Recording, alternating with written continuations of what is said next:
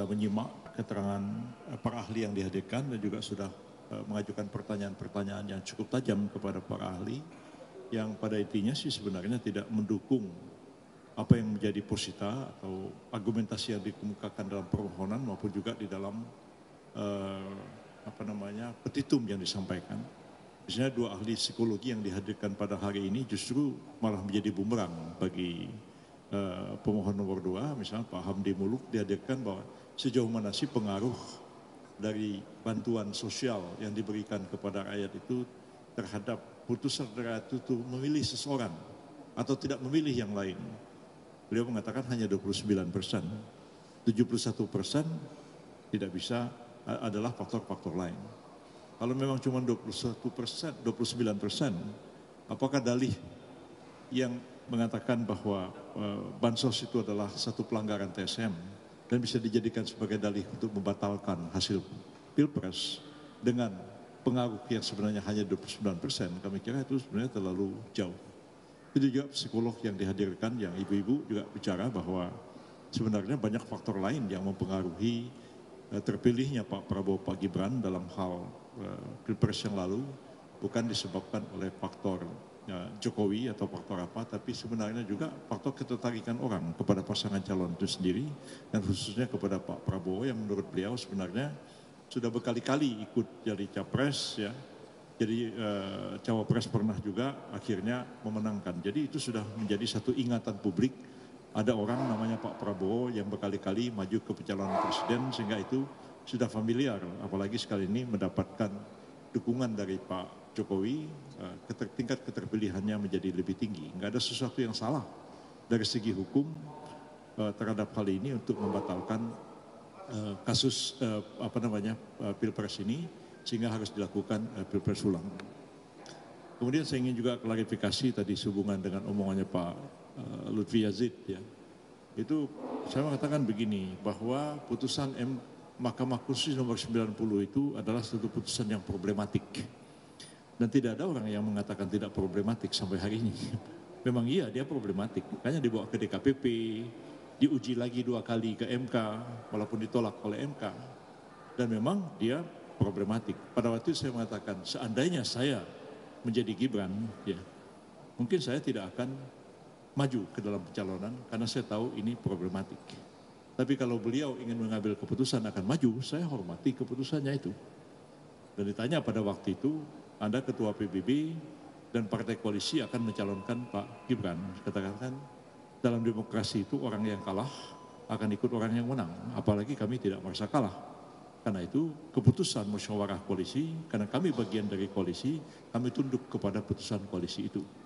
Jadi bukan tadi yang beliau katakan, Yusril pernah mengatakan, kalau saya Gibran, saya akan minta dia untuk mengatakan. Itu kan gak logis. Kalau saya Gibran, saya akan begini.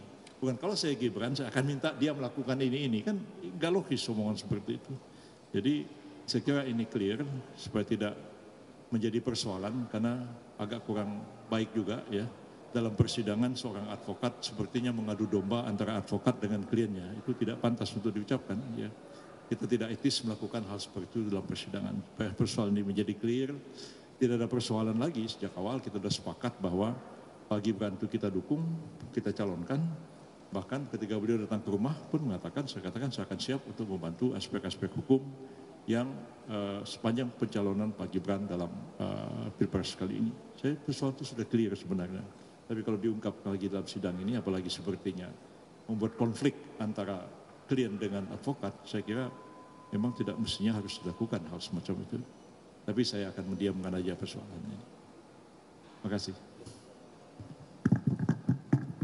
Sini tak? Oke. Halo, itu siap-siap lo kalau gue, ya. Hari ini semakin lucu lagi. Kemarin saya udah ketawa terpingkal-pingkal, sekarang jauh lebih parah lagi. Parah banget. Masa 90 juta suara lebih dari Prabowo mau dibatalkan dengan kesaksian pesan-pesan moral dari Romo. Kan ini kan masalah hukum, bukan masalah pesan-pesan moral, ya. Jadi benar-benar kok aneh banget ini tim kuasa hukum mereka. Yang kedua, terus dibawa 2 psikolog. 2 psikolog mau dipakai untuk membatalkan 90 juta suara. Masuk di akal nggak sih? Gue pusing dengarnya. Gue pusing, ini praktek hukum yang mana ini coba? Malah psikolog mereka terakhir mengatakan, kenapa Prabowo menang? Karena waktu 2014, 2019 dia menunjukkan ingin berkuasa. Tapi pada saat dia masuk tim Jokowi, dia menunjukkan sifat yang sangat cool. Ya, dia menunjukkan pribadi yang sangat cool. Bahkan waktu kampanye pun dia diserang habis-habis, dia tetap tenang. Belum lagi dengan tari apa itu gemoy-gemoynya, joget-jogetnya. Itu kata psikolog mereka. Malah psikolognya menguntungkan kita. Jadi benar-benar saksi mereka itu malah menguntungkan kita. Makanya saya bilang, ini 03 ini mau kemana sih? Sudah suaranya parah banget, parah banget, masih pengen menang lagi di MK. Nggak tahu diri apa sih? Belum lagi Sirekap dipersoalin, sekarang diakui. Pernah nggak dilakukan audit forensik terhadap Sirekap? Belum pernah. Hanya asumsi, omon-omon. Jadi ini perkara adalah mengadili perkara omon-omon, ya? Atau lama-lama perkara apa ya? Omon-omon, onde-onde gitu ya. Gimana Pak Konce? Jadi kalau sebenarnya permohonan ditujukan kepada KPU, tapi posisinya maki-maki presiden melakukan katakanlah tindakan inkonstitusional. Jadi kentara sekali, mereka panik. Dan sampai hari ini belum ada satu bukti pun juga. Yang diserang misalkan dipertentangkan antara advokat dengan Pak Yusril mana ada itu. Jadi mereka adu domba kita. Padahal kita ini semua utuh loh. Jadi apa yang saya mau katakan, sudah sejak semula kalau kita lihat posita, maki-maki presiden tanpa bukti. Kalau itu kan kejahatan jabatan, mesti ada putusan pengadilan.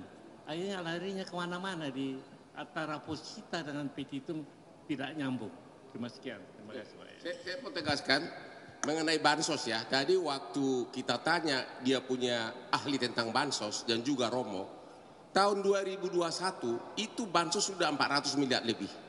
Tahun 2022 bansos juga udah 2.400 miliar lebih. Apakah itu untuk politik? Apakah itu pemilu? Kan belum ada pemilu saat ini. Jadi benar-benar bantuannya adalah bantuan sosial. 2023 sampai 2024 meningkat sedikit. Tapi masih di kisaran 400 triliun.